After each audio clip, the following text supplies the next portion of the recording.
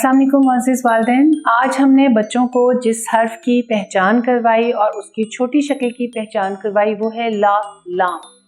लाम लकीर से नीचे तक आगे फिर ऊपर जाता है अपनी मुकम्मल शक्ल में जब पूरा हम लिखते हैं, लेकिन जब हमने इसकी आधी शक्ल लिखनी हो तो फिर वो सिर्फ ऊपर से नीचे लाइन तक आता है और वहाँ हम उसे छोड़ देते हैं।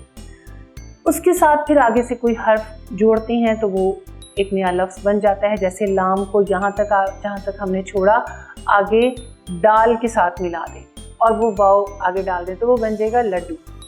बच्चों को इस किस्म की मश्क करवाने से जल्दी से उन्हें उसकी छोटी शक्ल भी याद हो जाती है और हर्फ की पहचान भी, कि ला से लड्डू, ला से लोमड़ी और ला से शुरू होने वाले लाटू जैसे कि बच्चे आमतौर पर खेलते हैं।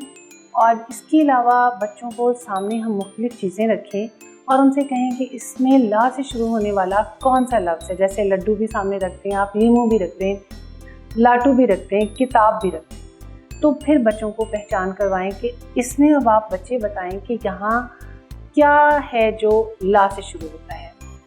तो बच्चे जब पहचान कर लेंगे उसकी, उन्हें ज़्यादा अच्छे तरीके से याद रहेगा कि ये ला से शुरू होने वाले हैं और ये ला से शुरू होने वाला नहीं है चीज़। इस तरह की मश्क करने से बच्चों को बहुत जल्दी याद हो जाता है। इस किस्म की मश्क आप घर में बड़े आराम से करवा सकते हैं और बच्चों को उस लफ्ज़ की पहचान ज़्यादा आसानी के साथ हो सकती है। इंशाअल्लाह ताला अगले सबक के साथ फिर से आपसे मुलाकात होगी। तब तक के लिए इजाज़त। अल्लाह हाफ़िज़।